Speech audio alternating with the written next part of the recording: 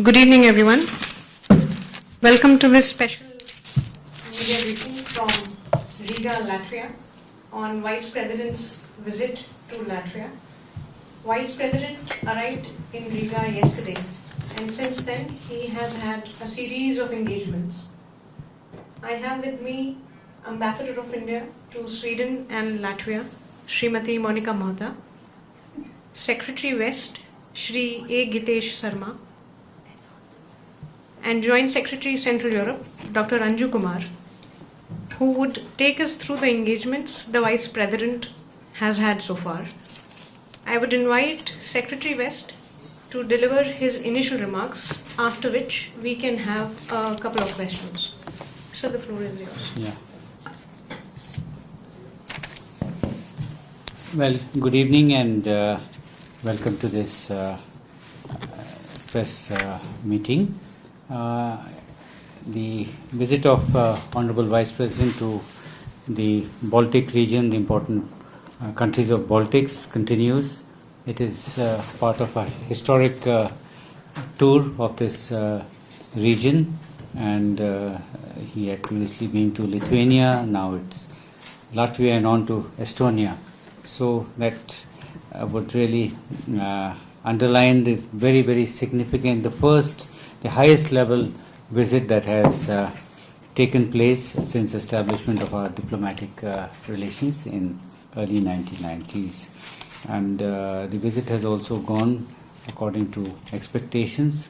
Honorable Vice President this morning, he visited the Freedom Monument, laid a wreath there. He was given a ceremonial welcome.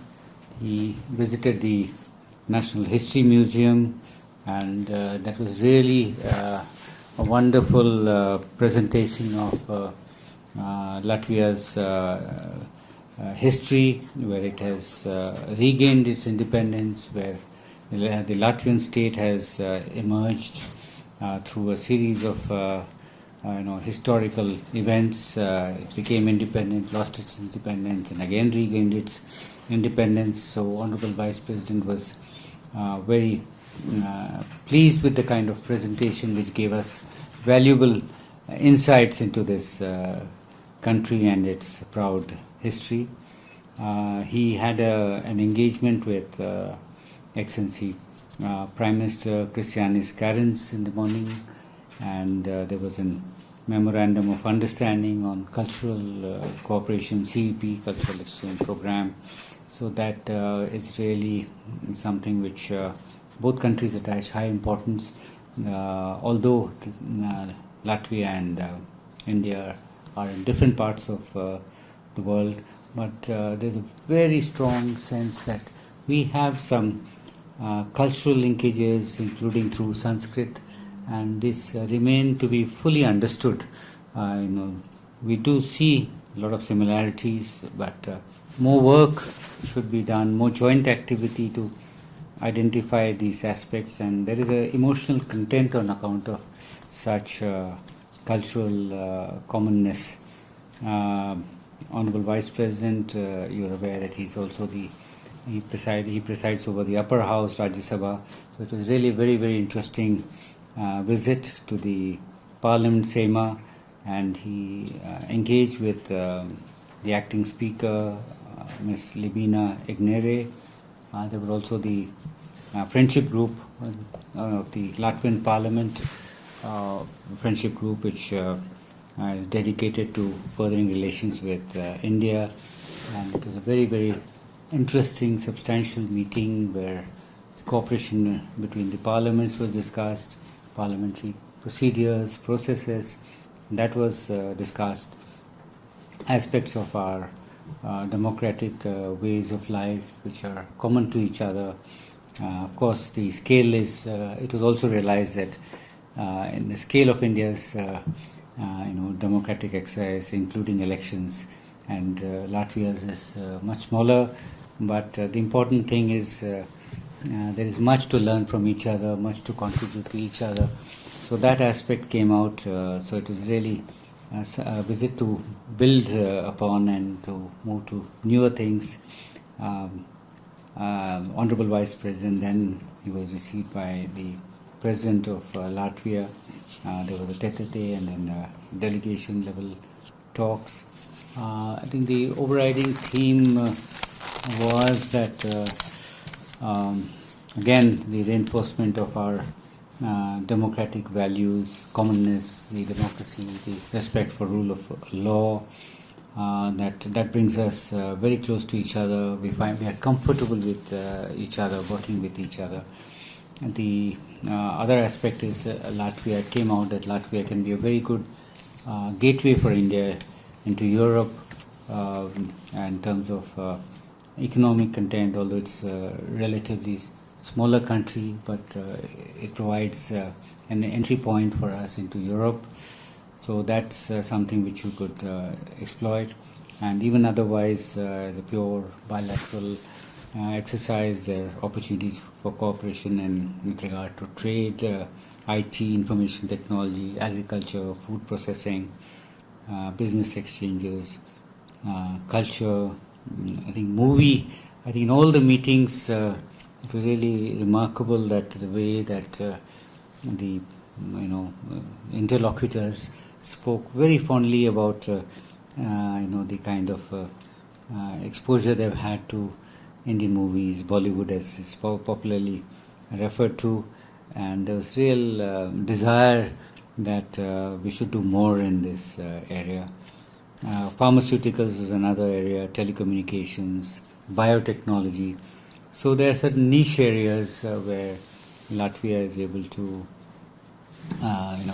will probably we could source many things from Latvia, and of course they are also interested in presence of Indians in India in a bigger way.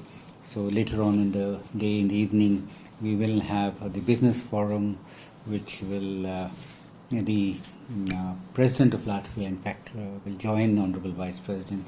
So that itself shows at what level this engagement is taking place.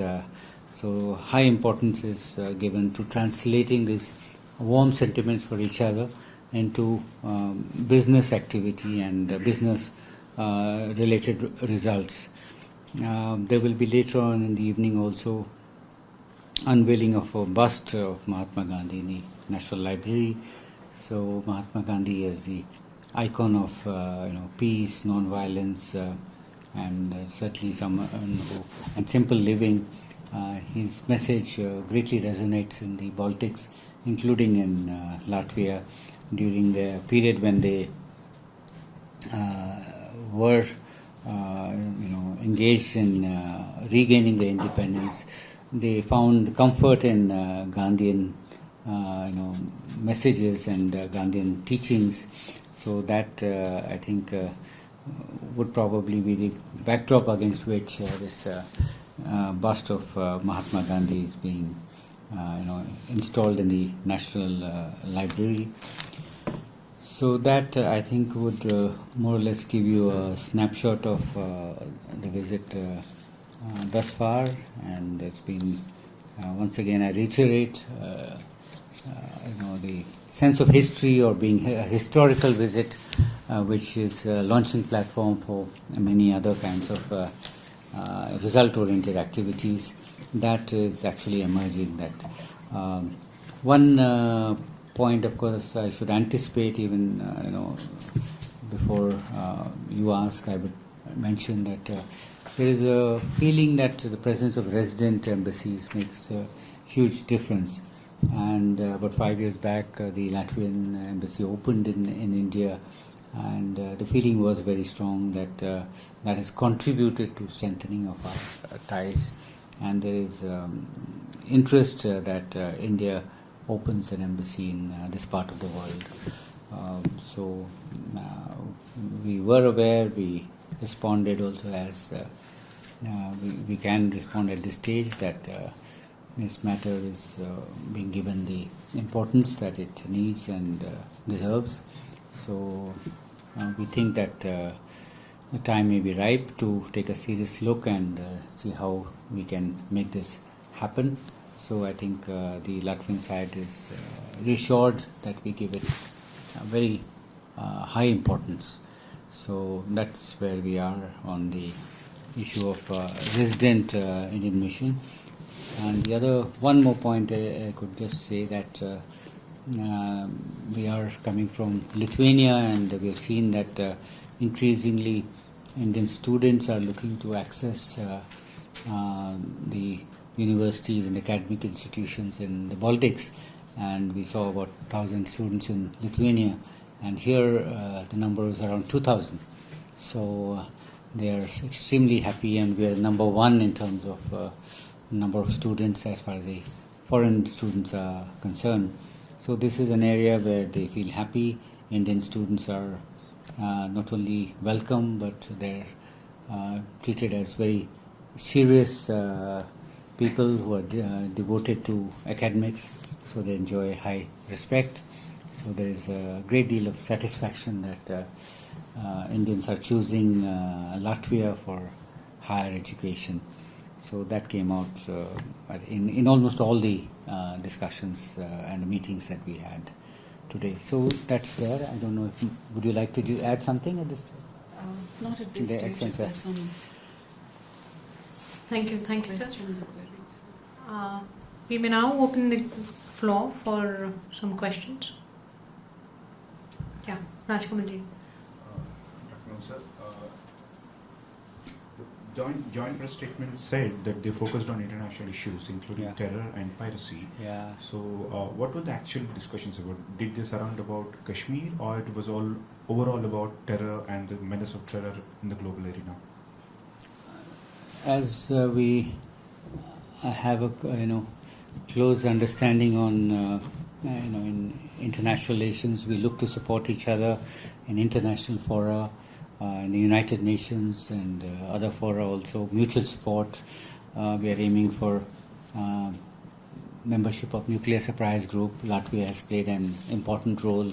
They were also chair of the Nuclear Suppliers Group, and we greatly benefited by taking them on board with their cooperation, and we will continue to work. So that is one area. As far as we also look forward to continued support for India's case for permanent membership of the United Nations Security Council. We did highlight that India had a very strong claim with the population, almost 1/6 of the global population, and other credentials. So the Latvians also respect India's claim. They are very supportive of India's claims. There are also candidature for international organizations, and also the non-permanent seat of United Nations. So we are supportive of each other's candidature. So with that kind of understanding, it's not. It wouldn't be surprising that we have had a candid exchange on all other aspects. The said that on issues of concern to us, terrorism, and the way terrorism has impacted on our country, and the kind of determination we have to combat, and also the international support that we are looking for based on our very strong democratic credentials, and we have briefed them on the important issues where we now need greater support. And Latvia, being a member of the European Union, also they can carry that message forward. So on terrorism and all the related aspects, our relations with our neighbors, so all those aspects have been adequately covered. And may I say that reciprocally also, the Latvian side also gave us a briefing on the situation around the region and the way they look at it, and in Europe. So both sides have greatly benefited, and all these high-level visits are really moments when that understanding has to be reinforced, and I should say that this is a country which is always with us. So it's a part of a continuing exchange of views on matters of importance to each other. So, anything else you want to add? Nitish ji. Sir, in a joint statement, there was also one point of climate change. Yeah. So, what kind of discussions were held in that delegation level talks? So, climate change, we are interested in expanding the opportunities for other countries to be part of the International Solar Alliance. There are some changes also which are required to be done before other countries can join. But these are again, the countries here are looking at renewable energy, and in India also there is a huge focus on renewable energy and solar, the potential of solar energy. So we use the opportunity to reiterate that our desire that the International Solar Alliance is something which is worthwhile. We would like Latvia also to consider, and climate change is something which concerns one and all. So essentially, that was really, I think, the important discussions on climate. As I see no more questions, this brings us to the close of this special media briefing. Thank you so much for joining us.